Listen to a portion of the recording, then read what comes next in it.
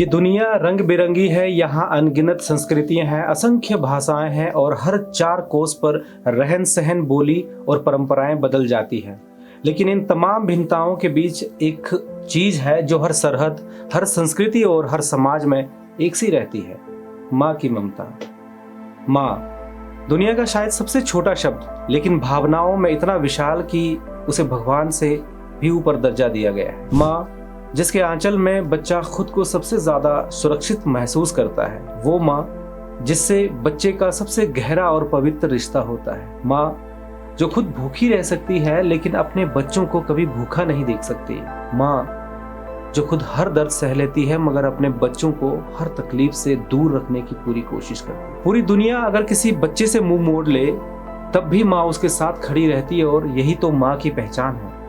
ये खबर थोड़ी पुरानी है लेकिन मुझे लगा कि आपके साथ इसे ज़रूर साझा करनी चाहिए, क्योंकि ये खबर नहीं बल्कि समाज का वो आईना है जिसका किसी ने भी कल्पना तक नहीं किया होगा और न ही ऐसी उम्मीद की होगी कि ऐसा भी हो सकता है। लेकिन ज़रा सोचिएगा कि क्या कभी ऐसा हो सकता है कि यही माँ अपने बच्चों को बेसहारा, बेबस और लाचार हालत में छोड़ दे?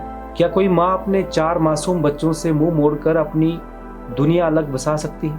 यकीन करना मुश्किल है ना। लेकिन अफसोस के साथ कहना पड़ रहा है कि हमारी देवभूमि हिमाचल प्रदेश के एक गांव में ऐसा ही हृदय विदारक सच सामने आया। यहाँ एक माँ अपने 4 बच्चों को छोड़कर दूसरी शादी कर लेती।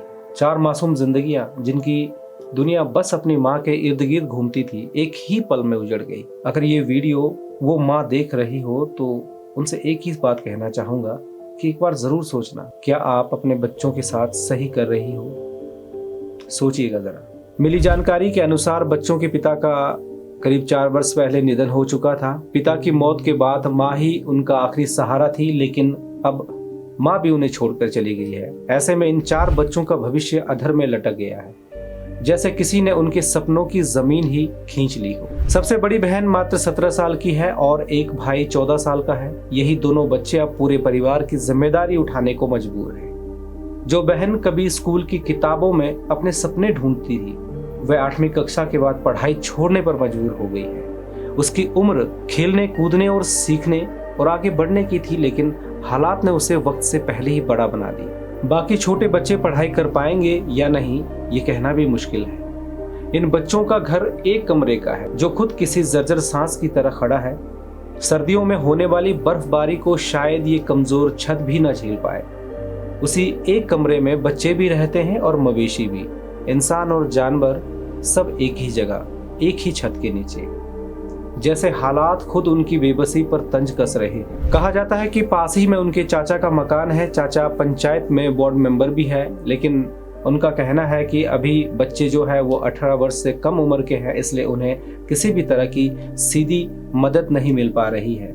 जब इन बच्चों का वीडियो सोशल मीडिया पर वायरल हुआ तब जाकर प्रशासन की नज़र इस परिवार पर पड़ी। एसडीएम ने खुद मौके पर जाकर हालात का जायजा लिया और बच्चों को मदद का आश्वासन दिया। कहा गया कि उन्हें सुख आश्रय योजना में शामिल किया जाएगा।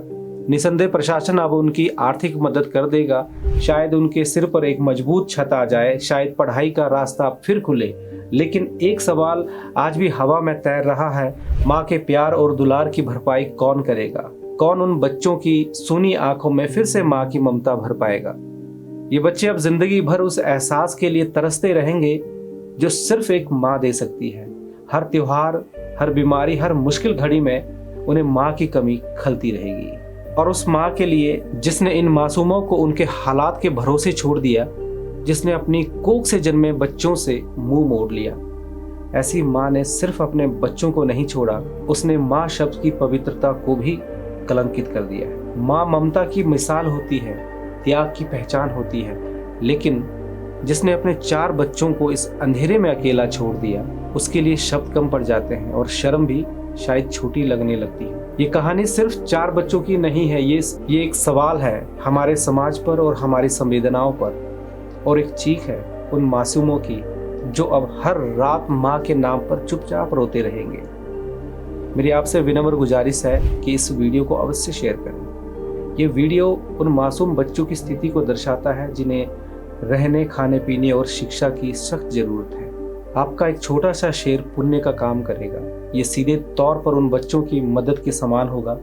हो सकता है ये वीडियो उन दयालु उदार लोगों तक पहुंच जाए जो आगे आकर इनकी सहायता कर सके, इनके रहने खाने पीने और इनकी शिक्षा का इंतजाम कर सके। धन्यवाद।